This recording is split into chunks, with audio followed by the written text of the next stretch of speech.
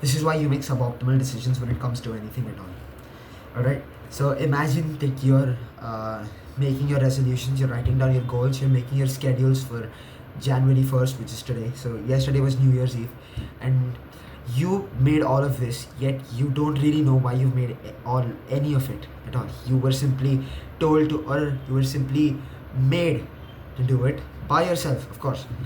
And but all said and done, you didn't really consciously think about any of it, because it's become a habit for you. It's become a habit to make New Year's resolutions. It's become a habit to write down schedules. It's become a habit to make goals, and it's become a habit to regularly fail them as well, right? If we're talking about 80% of people.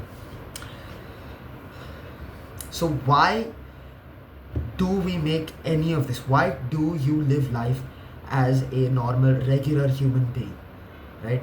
And the answer to this question for about 99% of anyone who's watching this video is simply because it's a habit. We're habitual to living life, and we would like to continue that habit because our minds have picked up inertia, right? We are inertial, right? We have a habit and we would not like to break it, because it's too much work for your brain to break out of your habit anyways. So to begin with, why you make suboptimal decisions and how you correct them is to understand what decision making is in the first place. Decision making is basically an act of righteousness. Decision making, and to make the correct decisions in pertinence to your character, to who you are as a person, is simply righteously enacting out your God-given right?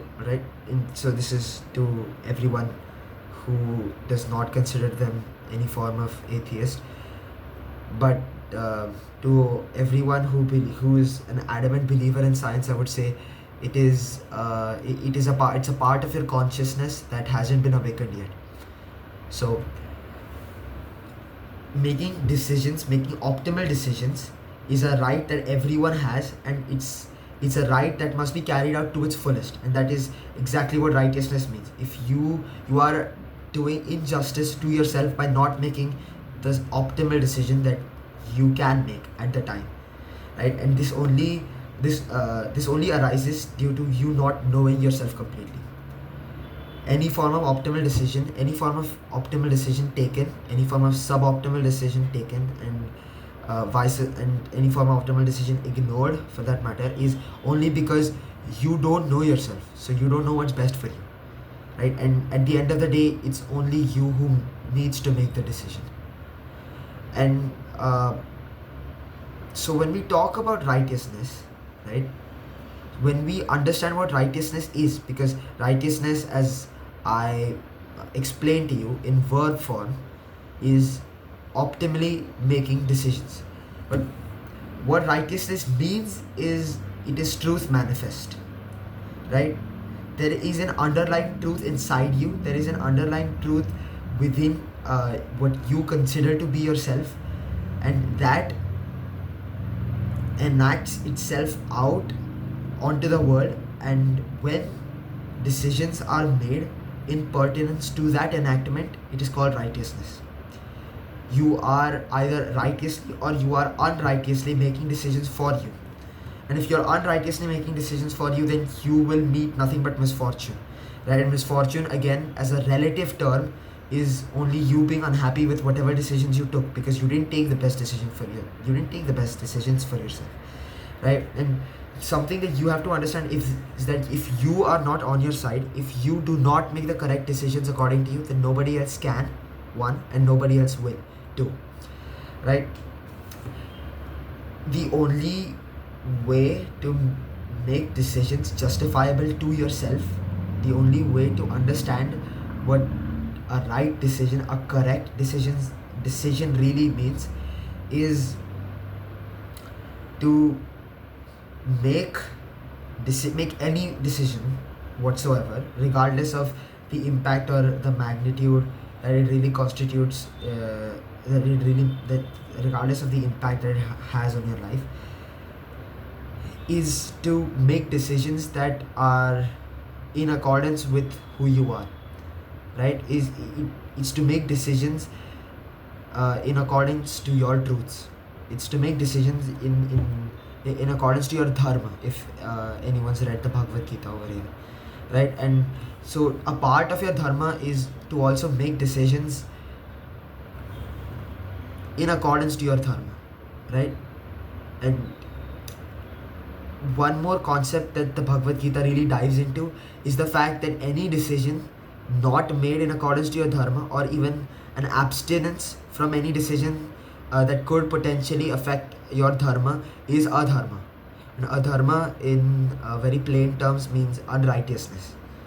And this really opens your eyes to what form of magnitude is taken unto by any decision that you do not make, or any decision that you make of a subpar level, right? So to understand how you make right decisions, since I take into confidence that you've understood what right decisions are and why you're not taking them, to understand how to take any decision at all that is true for you, any decision made in accordance to your truths is a decision which is true for you, and regardless of the consequence, you will be happy with the decision because it's made in accordance to your truths, right? To first understand what your truths are, you must understand if you are in any position at all to make sense of truth from lie, right? So you must first critically analyze yourself, and this is very this does dive into your subconscious mind, etc whatnot, but it seems very Freudian, of course, but it has to be done nonetheless.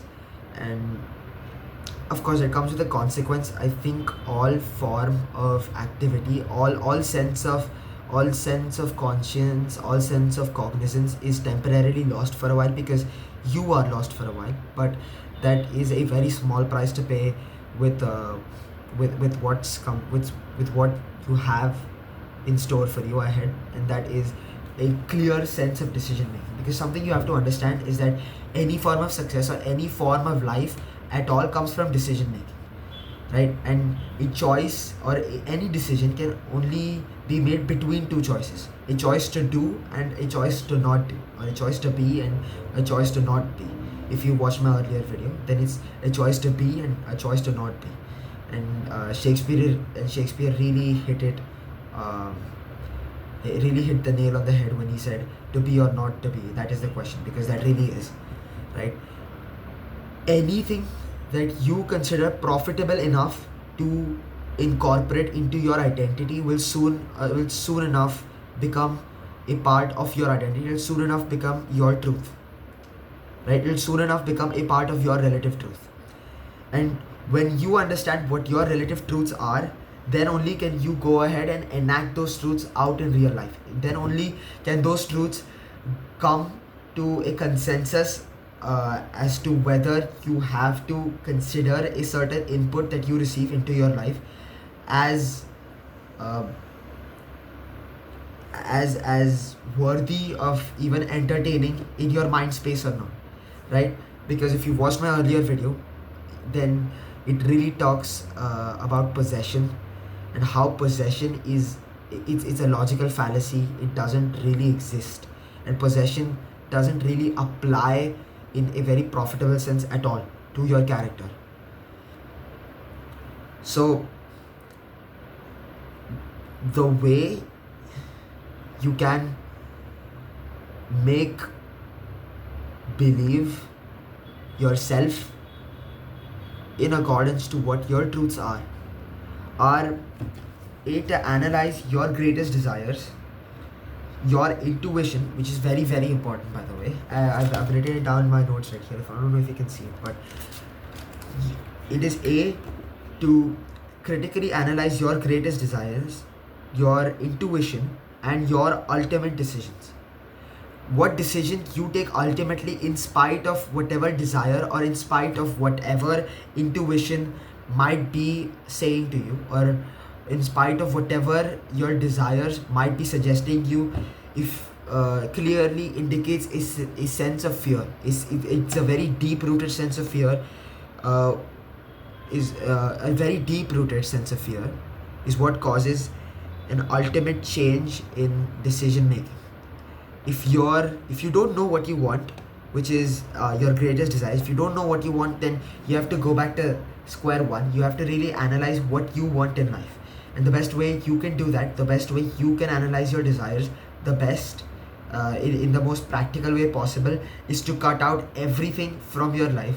Right, just basically go on a dopamine detox, go on any of those monk mode uh, regimes or practices or rituals that every third self-improvement channel seems to suggest to you. Go on any of those dopamine deprived states, and if your mind still impressionates you with any form of desire at all, then you know it's true, because it has not been it has really not been activated, or it hasn't been cued by any form of temporary habit that you undertake as a part of your daily routine. So once you have your greatest desires in place, you can listen to your intuition. You can start fixing your intuition next. And the best way to start fixing your intuition is to listen to your intuition. Your intuition is an invisible force that it's really something that cannot be made any sense of, because it does not need to be made any sense of, because your intuition is something that guides you without any cue, any sort of desire or anything at all. The It does guide you due to your desires, but your intuition is something that's totally separate from your desire. Your desires tell you what you want, and your intuition tells you how you want what you want, right, or why you want what you want. And thirdly, once you've gained mastery of both of these aspects, in accordance to your truths, then you may move on to ultimate decision making. And ultimately, all decisions that you make are the ones that are going to matter. So the only reason as to why you have your desires and your intuition in place but you don't have your decision making in place is because you're afraid. It's simply because you don't know what you really want, or it's more so you don't know what's going to happen if you get what you want, and that's why you don't want it, right? And once you've gotten over your fear of decision making, then you may start making optimal decisions. And that's because, again, anything you do must be incorporated into your identity. Something that you just start doing something you start doing right now, something that you have just been accustomed to, something that your mind does not take into consideration very, very well in accordance to your daily routine, in accordance to what you do as a part of you, is something that your mind is going to treat as foreign, something that your mind is going to treat as stressful, right?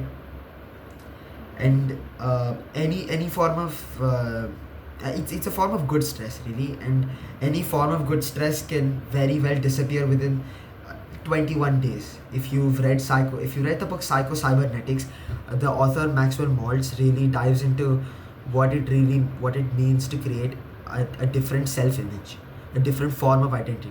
And what he says is that it takes about 21 days for you to be accustomed to any form of foreign habit that your body has just picked up, right? And I would like to conclude with a quote that I happen to make by myself. All right, and more than a quote, it's a statement that all of you should abide by. It's a statement that's an everlasting truth, but it's one that has been lost due to our very busy lives, is what I would say. And the statement goes: the summation of the meaning that each and every minute element and entity that makes up the universe, that holds to you, of what pertinence everything that exists to you is what makes you you. And this gives any and all concepts of moral relativism, uh, and if you're crazy enough, if you're relativistically inclined enough, geocentrism a whole new meaning. What geocentrism basically states is it's the belief that the entire universe revolves around the earth, or in a much more literal sense, geocentrism states that the entire universe revolves around you. And why this is true is because you are what observes the universe. Alright, you are the only observation of the universe that makes sense to you, because you are the only thing that can observe the universe according to you, as far as we know right now, right? And if everything in the universe pertains to you being the center point of the universe, then according to you, according to all senses of moral relativism, according to your relative truth, the universe does revolve around you. Quite literally, the universe does revolve around you, and it's a concept of geocentrism. It's another way of how you think about it, all said and done, right? Moral relativism again is just it's a very watered down form of geocentrism. What you can apply to what revolves around you is what you can apply to what holds true for you, or what you can apply to what holds as good and bad for you, because in this especially holds in true in case of trolley problems. If you guys haven't heard what trolley problems are, they're basically one of these problems where you go, there's a trolley, and it can dissect, or it can go two ways after pulling a lever, and on one side of the track, on one path of the track, you have one person that's completely tied down, and on the other you have five. And the question is, do you pull the track to save the one person, or do you not pull the track and save five people? And one of the best answers to that problem may be found through a system of thinking relativistically, because any form of moral relativism is what you can do, or it's the only thing that helps you get rid of guilt as a whole. And so make sure you know who you are, make sure you know why you are, make sure you know how you are, and make sure you know what to do in order to make your decisions very correctly. And that's how you're going to live your life to the fullest, because you only live once. Thanks, and as usual, don't forget to click the subscribe button down below.